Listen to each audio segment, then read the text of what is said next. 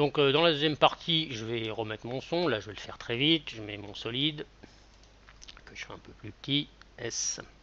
Donc ce que je vous ai montré précédemment, c'était la base. Ici, je vais le mettre là, admettons. De toute façon, je vais le dégager après et je recommence. Ici, animation, assistant d'image clé, convertir les données audio. Donc ici, j'avais fait un parentage, si vous voulez le faire dans After, mais si je veux l'exporter ici, les données audio, il faut que je les mette physiquement là-dessus. Donc ici, déjà, lui, si je veux le trouver dans ces 4D, il faut que je le mette en 3D. Et ici, je vais juste faire un copier-coller. Voilà. Donc j'aurais pu faire comme la version précédente, mais ici, ça m'évitera d'en avoir trop de l'autre côté. Je sélectionne toutes ces clés là de mon curseur qui bougent comme ça. Et ici, je sélectionne là, ils sont tous jaunes, pomme C, et je vais le coller ici sur le rouge. Alors ici, je vais le mettre sur la position, histoire de le voir. Et là, pour pas m'embêter à faire un peu de programmation, je vais séparer les dimensions. Donc clic droit, séparer les dimensions. Voilà. Et ici, je vais faire pomme V. Pomme V. Donc ici, voilà, c'est le même principe. Sauf que là, celui-là, maintenant, comme ça, c'est moins facile. Mais ici, je peux l'enlever. Je peux même enlever le son, mais pour l'instant... Voilà. Et donc, j'ai ces coordonnées. Ces coordonnées, ici, maintenant, je vais pouvoir les récupérer dans ces 4D. Mais avant, ici, je vais mettre une caméra pour m'y retrouver. Donc, pardon. Ici, calque, créer, caméra. Je vais mettre ici une standard. OK. Cette caméra, je vais l'appeler ma caméra. Ma caméra. Ah bon, comme ça, on va pas la louper. OK. Maintenant ici, ben, j'ai juste à faire fichier, exporter et module d'export Cinema 4D. Ça, on aurait pu le faire dans la 16.6. Donc ici, je le mets sur le bureau et je vais l'appeler leçon. Voilà. OK. Maintenant ici, je vais le réimporter. Importer, fichier, un peu comme tout à l'heure. Leçon, ouvrir. Toc.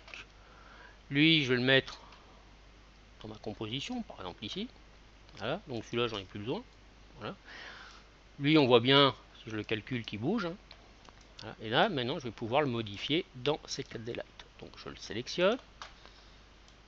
Ici, je vais dans l'édition modifier l'original. Voilà, donc je le retrouve ici. Voilà, et puis, on voit qu'il bouge. Donc là, en fait, ici, il y a ses coordonnées. Maintenant, ici, bah, je vais mettre ces coordonnées sur un objet 3D. Donc ici, je vais mettre tout simplement un cube. Voilà, tac. Ici, je vais ce cube, je vais le mettre au milieu de ma caméra. Donc là, hop, hop, hop. Voilà, je vais le mettre dans ma vue caméra de travail. Voilà. Ici, donc là, lui, on imagine que je vais le mettre là. Voilà, je vais le laisser au centre. Ici, je vais le mettre là. Voilà. Et ici, lui, je vais le mettre comme ça. Alors moi, ce que je voudrais, c'est que mon petit module ici, il batte au son, mais en échelle, voilà, comme une petite diode. Donc ici, je vais valider cet objet, parce que si je ne le valide pas, je ne vais pas pouvoir baisser son point d'ancrage. Donc pour valider cet objet, clic droit, ici, convertir en objet. Voilà, ça je l'enlève. Et maintenant, le point d'ancrage qui est ici, toujours pareil, on verra plus d'options quand on fera Cinema 4D Lite, je le mets en bas. Ici. Voilà, alors je vais me mettre ici en deux vues. Admettons, voilà, pour bien le voir. Voilà, en face avant, voilà. Alors, ce qui nous intéresse, c'est pas tellement de placer cet objet, c'est de voir en fait comment on peut mettre les options de position ici sur celui-là. Alors pour ça, il y a un petit logiciel interne, c'est plus un langage qui s'appelle Expresso. Alors Expresso, vous allez voir, c'est un peu comme la programmation dans After, c'est des liens. Donc ici, je vais mettre mon Expresso sur un objet nul, il suffit juste que je le mette ici, donc ici calque, objet neutre, pardon, et ici pour mettre un Expresso, c'est comme une expression. Clic droit, propriété, et ici Expresso. Donc là, ici, il m'a ouvert, s'il n'est pas ouvert, vous faites double-clic sur ce petit icône, et là, on m'a ouvert tout un langage de programmation. Alors nous, on ne va pas l'apprendre, c'est juste voir cette fonction. Je vais dans ici Xpool, et là, moi, ce qui m'intéresse ici, alors dans la version Cinema 4D entière, il y en a beaucoup plus. Moi, ce qui m'intéresse ici, ce sont les opérateurs système de Xpresso. Celui que je vais prendre, je vais lui demander de calculer, et c'est la cartographie d'intervalle. Donc je la prends ici et je la glisse là-dessus. Pof. Et là c'est très simple, c'est comme After. Je veux que, ici, je vais prendre celui-ci, donc celui qui bouge, ici, voilà, et je vais mettre mon cube ici. Voilà. Et là c'est une forme de flèche. Donc en entrée, je veux prendre la position ici. Donc ici, clic, gauche, position. Là, ce qui m'intéresse, c'est la position X en entrée. La position X en entrée de mon rouge, ici, je veux qu'elle aille sur, clic droit. Je me remets bien là. Voilà, ici, je fais comme ça. Vous voyez, j'ai un petit trait vert en le tirant. Et ici, je veux qu'il aille sur les coordonnées. Pour l'instant, je vais mettre les mêmes. Donc, position X. Ouf. Ici, si je le fais bouger, donc les positions X de celui-là se sont mis là-dessus. Voilà, donc évidemment, l'outil bouge. Maintenant, ici, au lieu de faire ça, donc ici, clic droit, je supprime la connexion, c'est-à-dire cette petite lésion. Ici, je peux supprimer ou pas ici le port pour qu'il n'y ait rien. Et ici, je le prends. Ici, oui, j'appuie sur ma série.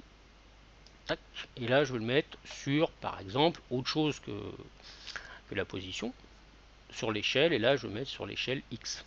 Donc, ou non, X, ça le fait pas. Donc, je vais supprimer ici. Et je vais le mettre plutôt en hauteur, c'est-à-dire sur l'échelle Y. Coordonnées, échelle Y. Alors là, évidemment, j'ai quelque chose d'assez grand, ici, donc de monumental même. Voilà. Et ici, dans cette cartographie d'intervalle, ici, je pourrais le régler et ainsi de suite en échelle. Par exemple, ici, je peux le baisser ou ainsi de suite. Maintenant, si je regarde mon animation, ici, voilà, bah, j'ai ma petite diode, enfin mon petit cube, qui va battre au son de la musique de l'autre côté, voilà, tout simplement. Voilà. Alors, ma cartographie d'intervalle, évidemment, on est d'accord que ici, quand on verra du C4D, ici, vous voyez que par défaut, ça va faire beaucoup là, mais ici, quand en entrée j'ai 0 et ici j'ai 1, ben, je peux ici diviser, monter, vous voyez, parce que c'est beaucoup trop. Voyez, je vais pouvoir ici changer mes valeurs pour avoir un plus petit. Alors il va commencer à bouger, hein, mais sauf qu'il sera plus petit, hein, et ainsi de suite. Alors je vais mettre un petit peu plus. Ici, je vais pouvoir faire des connexions plus simples. Là, je vais pouvoir mettre des entrées, par exemple, de 0 à 100. Ici, je vais mettre de 0 à 1000. Ici, je vais pouvoir régler, en fait, vous voyez, tout mon module, ici, d'un côté ou de l'autre. Voilà, et ici, par exemple. Peut-être plutôt mettre l'inverse, ça sera 10 fois plus petit, ici. Voilà, 1000. Ici, je vais le mettre à 100. Voilà. Voilà, je peux le régler comme ça, ici. Bon, c'est juste pour vous montrer le résultat un peu plus fignolé, voilà, et ainsi de suite. Voilà. Et de l'autre côté, évidemment, fichier enregistré. On est d'accord que c'est juste pour passer les valeurs à une autre, pas pour faire quelque chose de poussé. Et ici, si je retourne dans After, donc, évidemment, j'ai mon petit module qui bat. Ce qui m'empêche pas, je vais le laisser un petit peu plus. Alors ici c'est vraiment brut de pomme, mais on verra dans un exercice plus complet comment le mettre sur la rotation, sur un objet, sur n'importe quoi d'autre.